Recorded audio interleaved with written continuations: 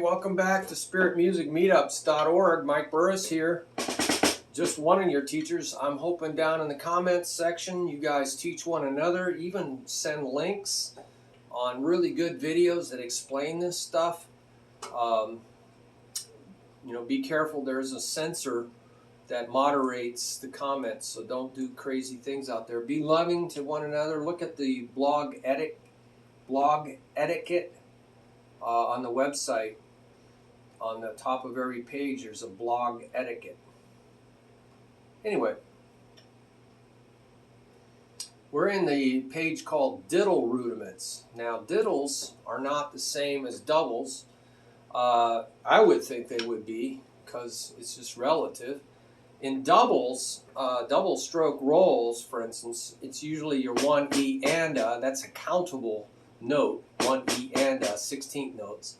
And you're doubling those to something we cannot count, so we just count the 16ths. Well, you could count double strokes, 1 da, E da, and da, da. I just say da for something I can't count. So 1 E and a, 1 E and a. So I doubled them into 32nd notes, and they put that kind of stuff over in double strokes for double stroke rolls. But it's really relative, isn't it? You know, counting I don't think should have anything to do with rudiment stroke groups, the groups of strokes. But we'll keep it sort of like them so we don't get too confused. So what are diddles? Diddles, they put, are something you can count, okay? A double stroke that you can count. 1 E and. 1 E and, 2 E and, 2 E and. It's a diddle and a single stroke. So diddle rudiments are, well, that could be a 3-stroke roll. Or it could be a ruff. Or, I'm sorry, a drag. So it's all relative. Really? So I don't name rudiments that way. So 1 E and, 2 E and, that's a countable thing, so I would put it under Diddle Rudiment. It's a front side triplet, right, right, left. And so you could count it with triplets. 1 E 2 E 1 da da 2 da da, or 1 E I count it E even though it's not literally E it's close to E and an in 16ths. 1 E and it's close to those E's and but they're not exactly. 1 E 2 E 2 E 4 E 1 da da 2 da da 3 da da 4 da da 1 da da 2 da da 3 da da 4 da da. So those would be front side triplets, back side triplets. It's on the back side. I would put those under diddles. Pair singles, diddle, pair singles, and a diddle. So they call those paradiddles. So paradiddles. I call it raw, law, to raw. Raw, law, to raw. Law, raw, to law. So I have, so there's a lot of cool rudiments there, and I will have videos for all of them. And you can see what it's written like from some of the books, some of the stuff, Percussive Art Society.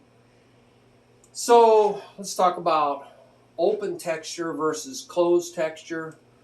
That's relative again, isn't it? Open texture is you can see through something like a 200 count thread, bed sheet. You can see through the threads. 800 count. There's so many threads in an inch that you can't see through, and so it's more closed texture. It's tighter. It has more notes, more density. So, it's all relative, isn't it? There's a whole spectrum of open and closed. So that's not a really great term. You can say this is a very open roll or a very open paradiddle. Very open. There's a lot of space. You can see the light through it. There's a lot of space around the notes. So now it's getting more closed.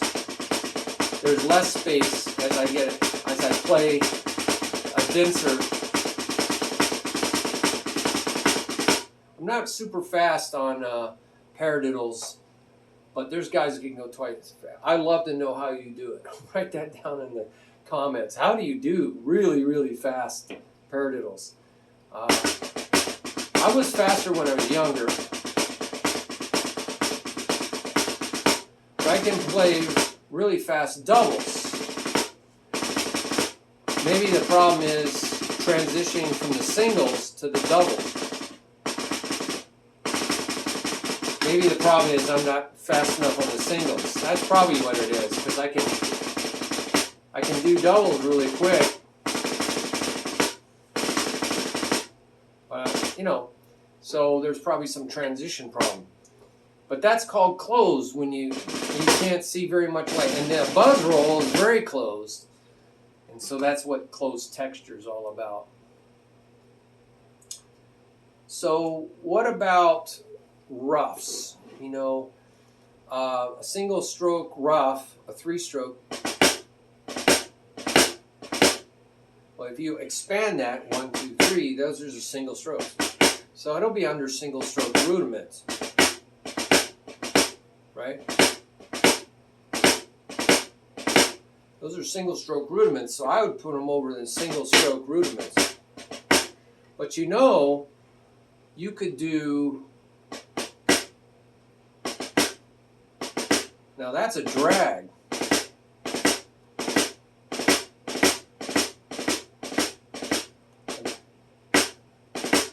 That's a drag, so I will put those in the drag rudiments. But even though when you slow it down,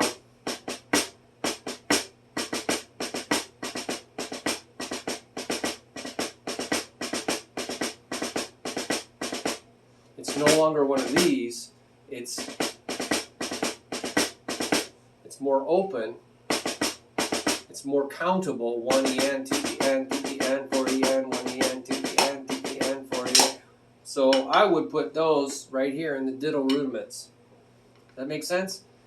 Same thing, you know, 4-stroke ruff, 1, 2, 3, 4, 1, 2, 3, 4. That's a single stroke, right? That'll be under ruffs and drags.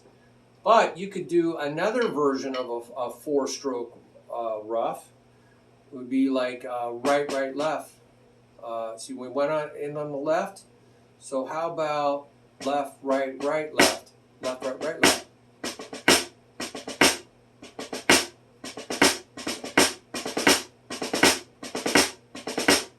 Well, that would be under 4-stroke ruffs, right? Because you're contracting it really close in a closed texture.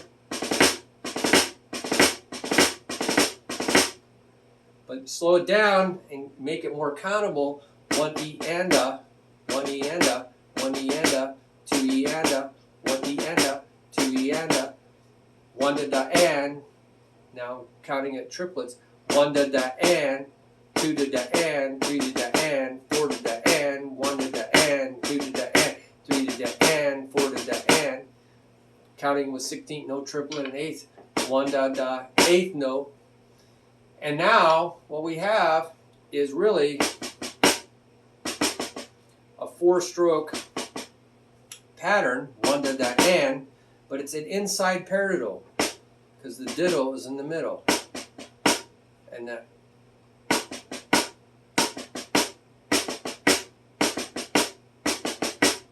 See that? That's really a diddle rudiment. It's called the inside peridot. That's getting rid of the space and counting it 1 E and up, 2 E and up, 1 E and up, 2 E and up.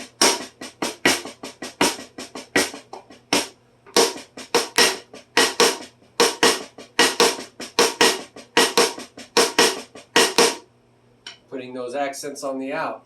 Now, if you think about this, see they're all related. You could think of this as a 4-stroke roll and put it under the double category because it's all even stroke rolls have 2 single strokes. There's 1 single stroke. That's the double. Makes it fit under the double stroke rolls. And here's the other single stroke. So now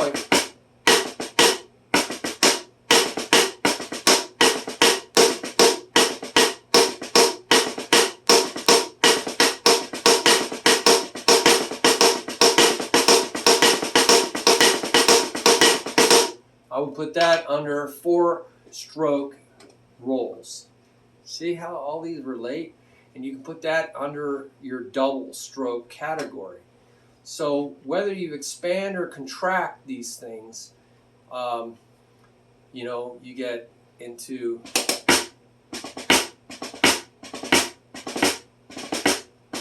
that's a 4-stroke ruff. Now that's under the ruff and drags category. So whether you contract them or expand them and how you play them can put them in different categories. But really, isn't it the same strokes of the hands? Maybe accents are a little different. Maybe whether they're down here or up here, they're a little different. But basically, the hands are doing the same thing. So you got to see these relationships and practice them together. Play all these things together. Don't treat them as separate. Even though they stick them in different categories, just for the sake of comparing things, right? Comparing apples to apples, they're really different. So there's a lot of awesome videos here over a long period of time. Add more to them every time. So go look at all these crazy things and the crazy names that people come up with. And I have simpler names, you know, ra, la, tu, ra. That's a paradiddle, paradiddle. Ra, la, tu, ra, la, tu, la. Ra, la, tu, ra, la, tu, la. Ra and la. That's as simple as you get. Now, of course, if you have them down here, now they're part of a compound stroke. I have something different for that. So, but if you expand it, now it's tu, la, ra. Tu, la, ra. Right? Now that's a setup stroke. So what do I call those? I call that Lulu because they're setups. Lu, sets up. Lulu. Lulu-ra, Lulu-ra, Lulu-ra. They're setting it up. So that's a whole nother page, my naming convention. And so don't get hung up on that right now. There's a lot of motions in drumming. And I'll probably have a page on motions, in to out motion, just called two surface playing, great for drum beats, and there's in to out motions, out in. I'm doing paradiddle, paradiddle, paradiddle, paradiddle, paradiddle, paradiddle, great for drum set. There's just so many motions, and we'll go into that in another page. So, is there anything else that is confusing here? And there'll always be something confusing. You can use all these paradiddles everywhere. You can be in beats and fills, and so I often will show you drum set applications, and so I just did a paradiddle right in the side of beat. Drum set rudiments involve the feet, so you could go, right? You could do a paradiddle.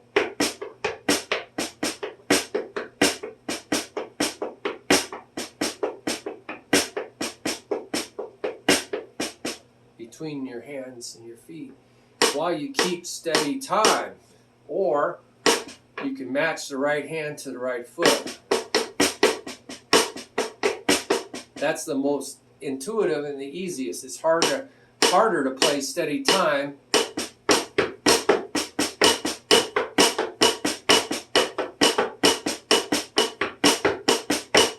Keeping steady time here while you're playing the rudiment between your feet. So I'll probably put that under drum set rudiments, and I'll probably put a lot of these things over there on drum set rudiments. If I'm going to play it and apply it to the drum set, I am going to put it over there on the drum set rudiments. Okay, so that gives you an idea what diddles are. If you have some ideas, links to great diddle practicing,